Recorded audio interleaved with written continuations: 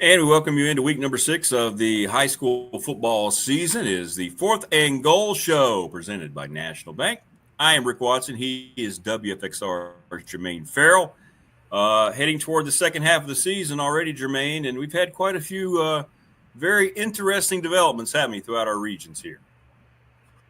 It's funny we talk about it. So week 6 is the midpoint, the actual midpoint of the 11-week regular season. So we're right at that midpoint. And there's some teams out there, Rick, that are really flexing. I mean, you talk about flexing, they're flexing. And then there's some teams that are, still trying to figure it out. And then there's some teams that are really going to really be strong in the second half of the season to get a playoff opportunity. So it just depends on what you are. I mean, right now, if you've played 5 games, so you know where you are, and you just want to continue your strength and finish strong. And then there are teams that are kind of in the middle of there with maybe 2 or even 3 losses, and then there's some teams with only 1 win or no win. So there's a lot going on as we get to the second half of the season, but there's a lot of good stuff that's been impressive, all year with our undefeated teams and teams that are really looking good. And there have been a handful of teams that have really kind of separated themselves. Looking back at last week, some very interesting results throughout, up and down. And, you mentioned going into it, Liberty Christian was going to be, and Jefferson Forest was going to be a really good game. And sure enough, I think it was a field goal difference. I mean, Jefferson Forest, the Cavs showed up to take on LCA, but LCA showing you that they're designed to win close games as well as just beating people by a large margin. What's the old saying? Think about it. Rick, LCA lost a lot off their team last year. I mean, you talk about a lot of players that were lost, due to graduation and all that.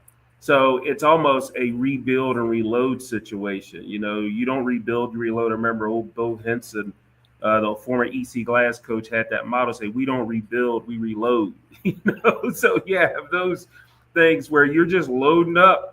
And LCA, and I knew that was going to be a good game. And Jefferson Forest, they were rolling, 4-0 momentum. But then, you have that tough, close game. And LCA is always going to be a tough out. It doesn't matter what they are. And so for them to, it was 22-19. And it was such a close game. And LCA now looking good. Now, obviously, they're one of the favorites in the Seminole. And my motto is, until you knock off the champs, you're still the champs.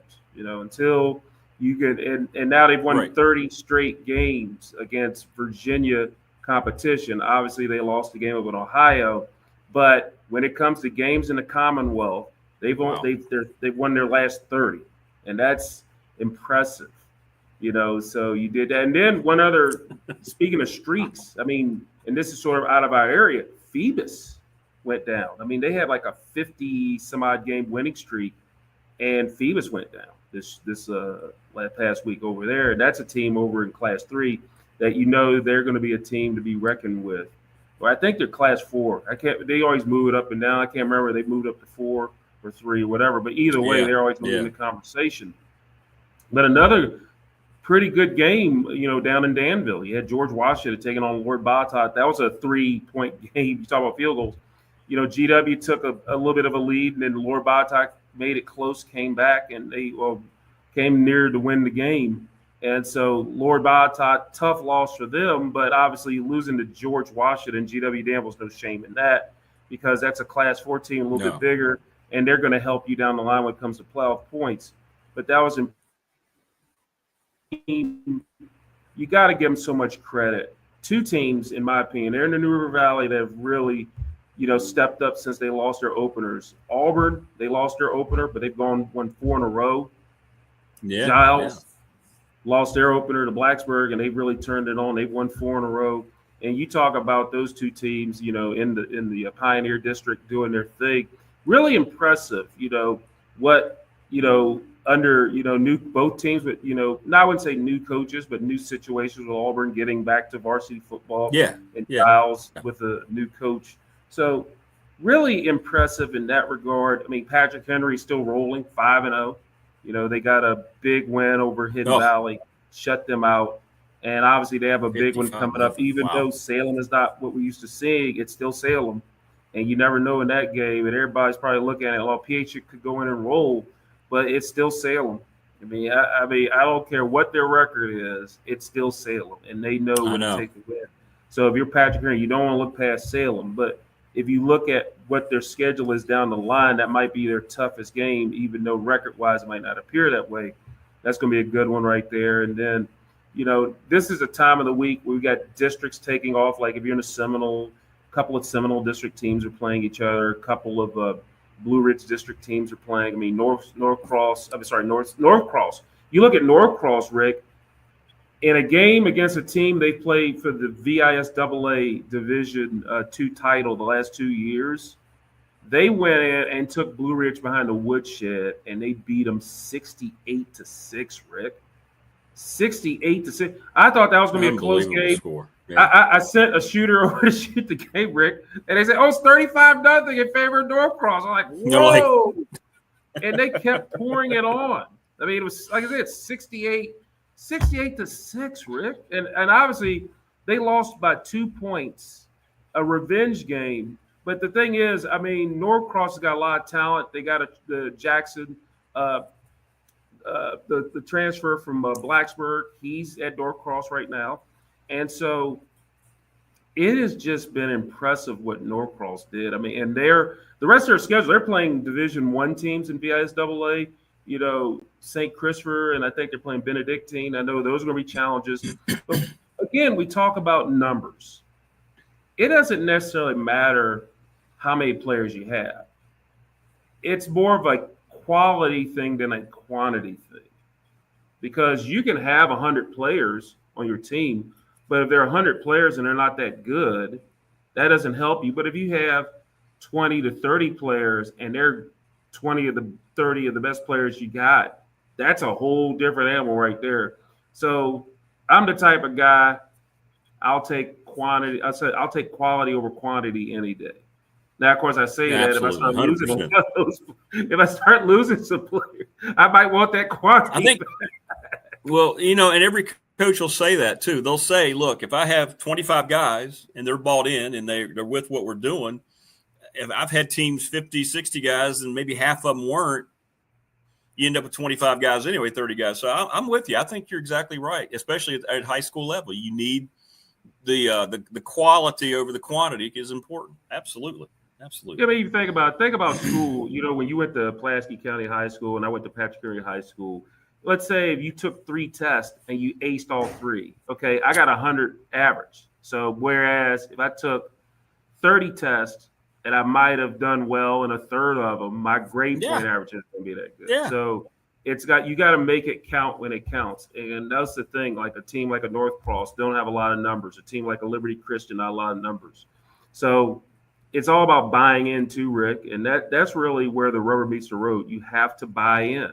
If you don't buy in, then that's going to be a situation for you. Yeah. So you got to buy in. And it doesn't matter what program it is. Buying in is important.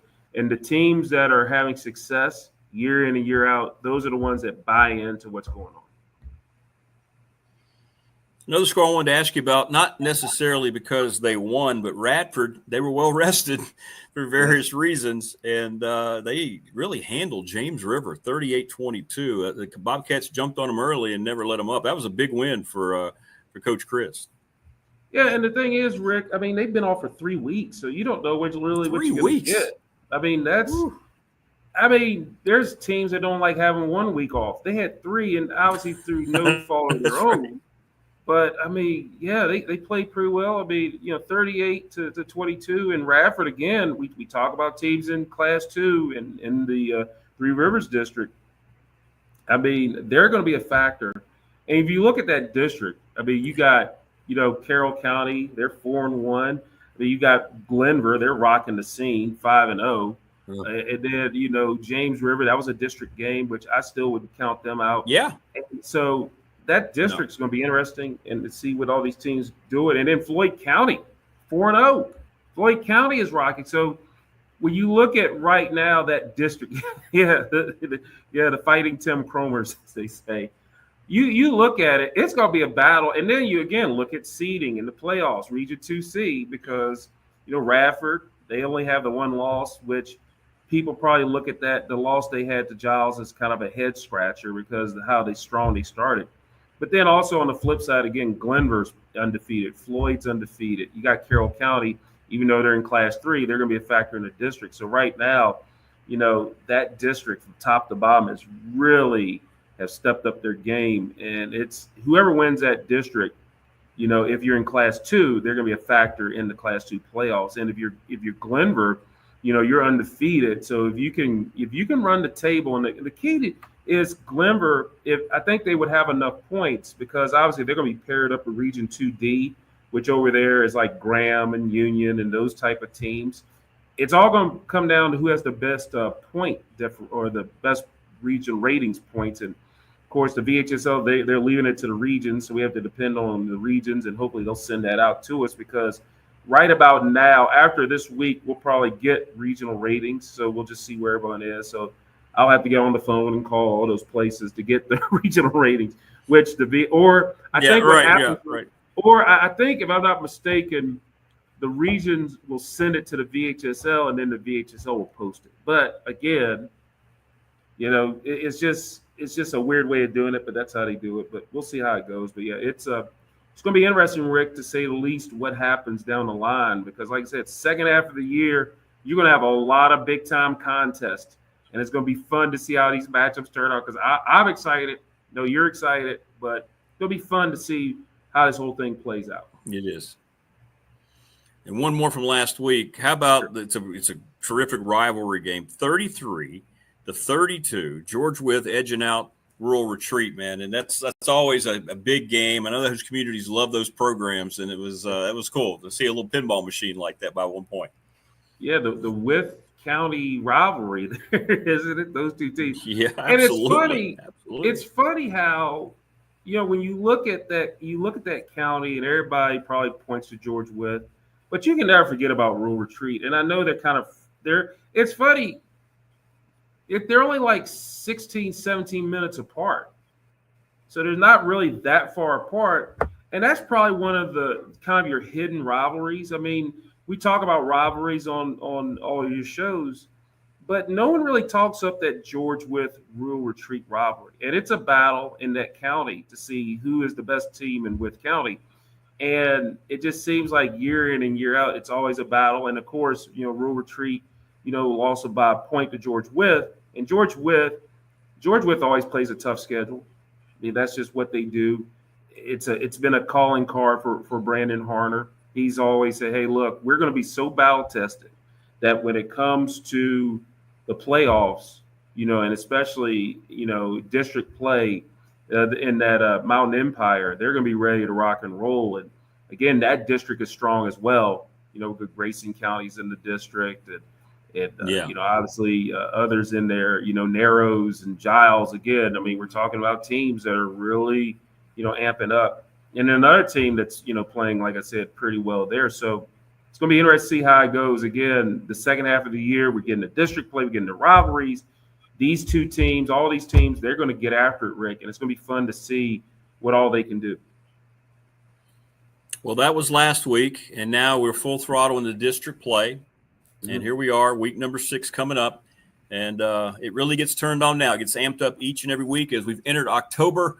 Leaves will start changing soon. The weather will start to be more consistent, a little chilly. It's fine. But here we go. And it's time for my favorite part of the 4th and Goal show. It is time for Farrell's 5 as we start with number 5, working our way up to number 1, top 5 games of the week here on Farrell's 5. What do you have for us, my friend, starting out number 5?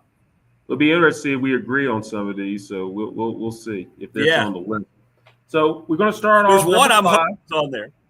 Okay, well, hey, we aim to please around these parts. That's right. So game number 5, we're going to make a trip to the Hill City. It's going to be a battle between Franklin County at 2-2, visiting Liberty Christian Academy. They're 2-1. LCA, they won all 6 meetings since these two teams have met. LCA 6, Franklin County nothing. Last year, Liberty Christian won at Franklin County by the score of 41-14. Now, last week, Liberty Christian won at Jefferson Forest 22-19. Franklin County, they were off last week. The Eagles, they've lost their last 2 games after getting off to a 2-0 start. LCA, they've won their last 2 games after losing their opener in Ohio. and they have won their last 30 games, as I mentioned, against opponents from the Commonwealth of Virginia. So they've really rocked and rolled, but it's going to be a fun matchup there. I mean, like I said, Franklin County is maybe the bye week is probably a good time to reset. After they had it last week, after they had a tough schedule too to start off, but their last two losses were to teams that were undefeated, and Magna Vista, which is another team we haven't mentioned. Magna Vista is just rocking the scene as well, and they're undefeated 5-0. And then to lose to Patrick Henry, they're 5-0. So they've lost to two teams that are undefeated. So if you look at Franklin County, that's where they've lost. And then, of course, the close win last week by LCA to get that over JF. So they kind of step out of district, and they'll play a game in Franklin County, which would help them points-wise because Franklin County is a Class 5 team, and LCA, of course, is a Class 3 team. So we'll see how this game goes. I mean, it's I could see this game going either way, but the way LCA's been playing and the way Franklin County's capable of playing, this could be a close one too. So we got Franklin County visiting Liberty Christian. Good start. It'll be Friday at 7:00 in Lynchburg. All right, so there is number 5. What are we looking at now for number 4 on Farrell's 5? All right, so number 4, we're going to go back to the Star City. We're going to go to Roanoke. George Washington at 3-1, visiting the William Fleming Colonels over there at Colonel Stadium and Killer Miller Field. Now, these teams have met a lot, but it's been a while. Now, keep in mind, George Washington leads the series 24-20-2. The last meeting, you have to go back to October 12th of 2012. So we're talking 13 years. And in Roanoke, GW won that game 14-0. Now, Fleming last one in the series, you got to go back to November 7th, 2009. That was a win at home, 24-14. Last week, the William Fleming Colonels, they were off. And GW Danville, they won at home, as I said, over Lord Botetourt, 34-31. So GW, after their opening loss down in North Carolina, they've won 3 straight games. And the teams they've beaten have been pretty tough. I mean, EC Glass, and then, obviously you get the win over last week over Lord Botetourt. So they've had some tough competition, and they've played pretty well. But I think this is going to be a pretty good matchup, skill on skill, a lot of skilled players on both sides of the field. And it's always fun to see, George Washington make the trip up here. It's going to be a long bus ride for them going from Danville to Roanoke. But it's going to be their second straight battle against the Blue Ridge District team. So it's going to be a pretty good matchup. I see this one's another close one, 3-1 George Washington from Danville, making the trip up to the Star City to play the William Fleming Colonels at 2-2, a 7:00 kickoff. That game will take place over at Miller Field. All right, so we get to the halfway point now. Number 3 climbing the ladder on Farrell's 5 this week in week number 6. I love how you say we're climbing the ladder, because that's some fun stuff. Climbing the ladder, baby. We are climbing the ladder. And number 3, we're going to stay in the Roanoke Valley. A battle of 3-1 teams. Radford at 3-1, visiting 3-1 William Byrd. Radford leads this series 21-17-4. But the last meeting, it's been a while. I think the last time these two teams met, either you just graduated from high school or I basically started my sophomore year, Patrick, which is true. September 8th, 1989, Rick, the last time these two teams met. Wow, Radford won really? That game. Yeah, I know. It's a long time. Radford won that game at William Byrd 41-13. Radford has won the last 4 meetings. William Byrd, last one in the series. You got to go back to September 14th, 1984. Radford won that, or rather, Byrd won that game in Radford 28-23. Now, last week, Radford won at home over James River. You mentioned that, 38-22. William Byrd was off after losing the previous week at Bassett in a shootout game there, 44-35. So, as we mentioned earlier in the year, there's a special connection in this game. The late Norm Linenberg was a head coach at one time at both schools. Obviously, he was at William Byrd from 1962 to 1964, 3 seasons.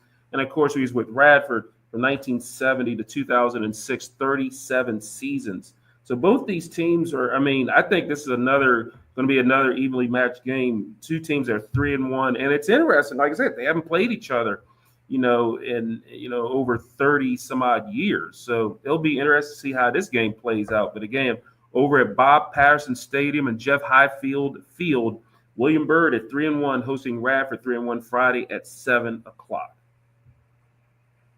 It's going to be a terrific game. It'll be a lot of fun for the Bobcats on a roll there. Maybe not so much fun if the Terriers play like they can. But all right, so number two now. It'll be like cats and dogs, basically. Yeah, absolutely. Yeah, literally. Yeah. I love it. See, look at you. Yeah. That's good. That was just strong straight on the All fly. All right, here we go. Number 2 on Farrell's 5. Yeah, okay. I like that. Yeah. So we got this is a good matchup. We're staying in the Roanoke Valley. It's not, our games of the week, we don't have to go too far from if you're in Roanoke. If you're outside Roanoke, it's a little bit of all.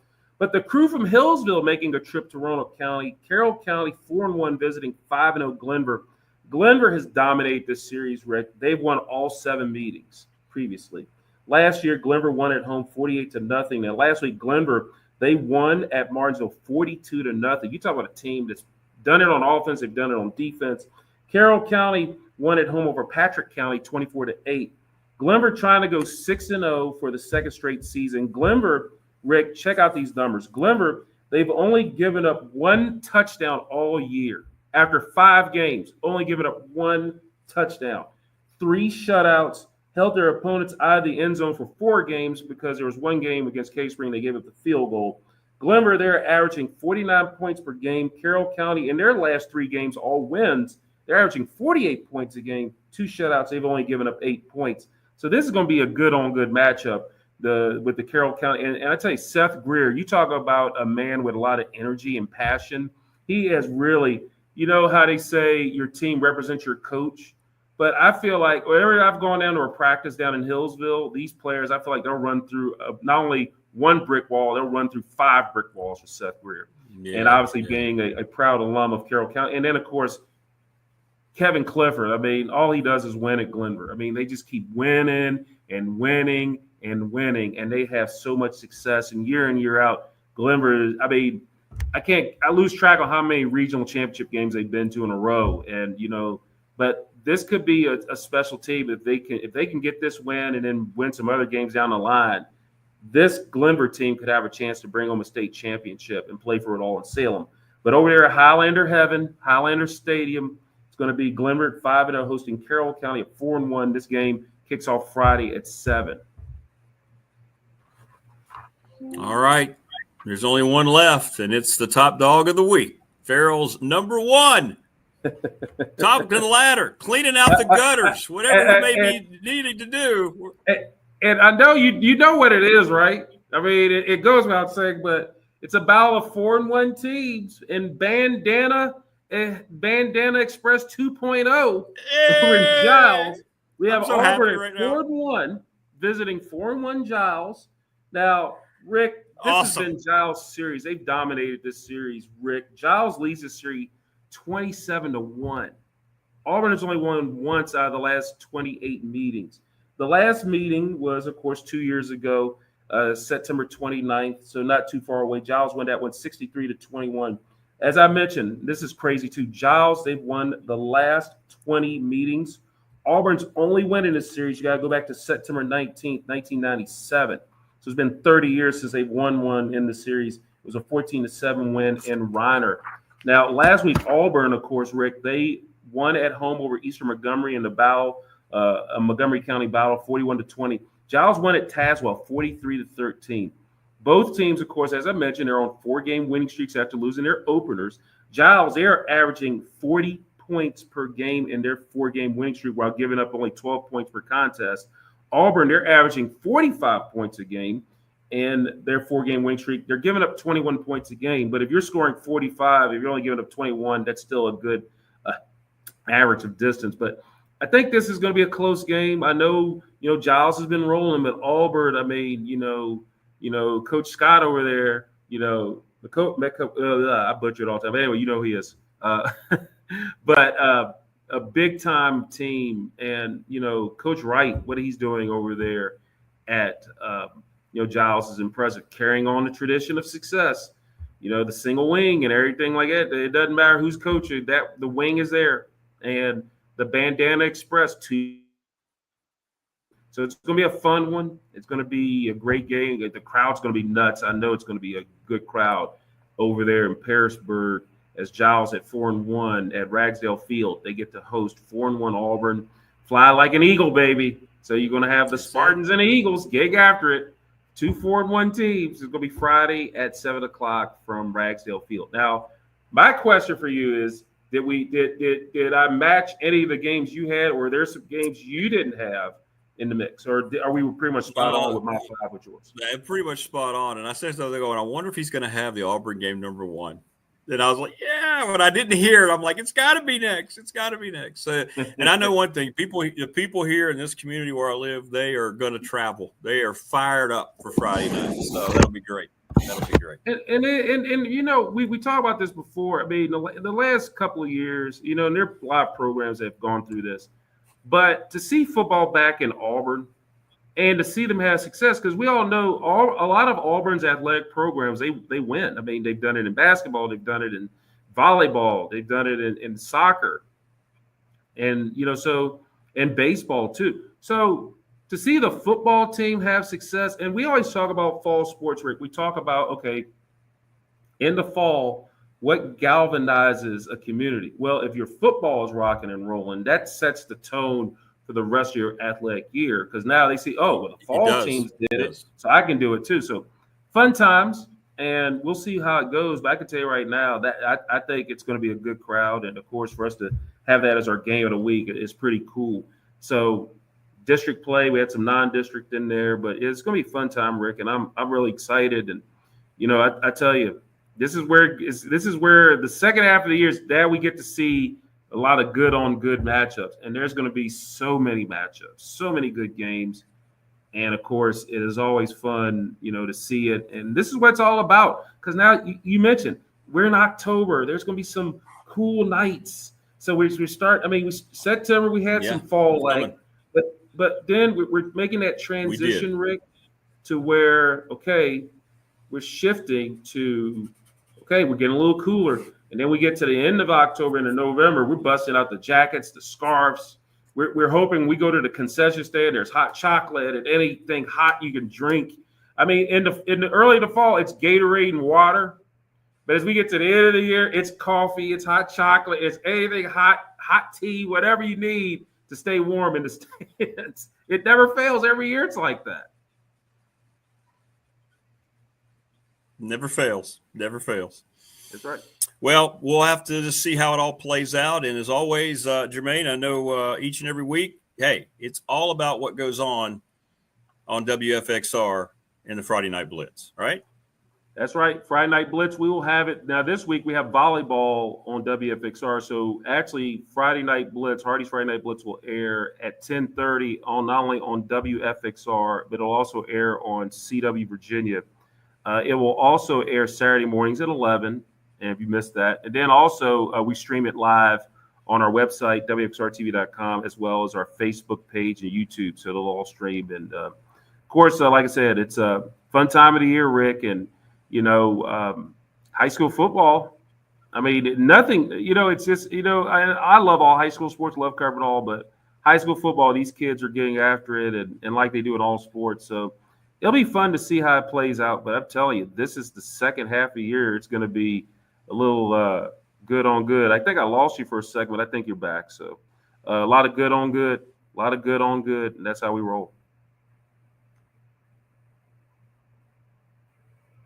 Oh, you're muted. You're muted. You're muted. You're muted. There you go. Oh, yeah. Yeah, we had some problems there. Yeah. There you go. Everybody have fun at the ballpark tonight. Thanks for watching, and we'll talk to you next week. Until next time, this has been the Fourth and Goal Show, brought to you by National Bank and Professional Door Incorporated. See you, everybody.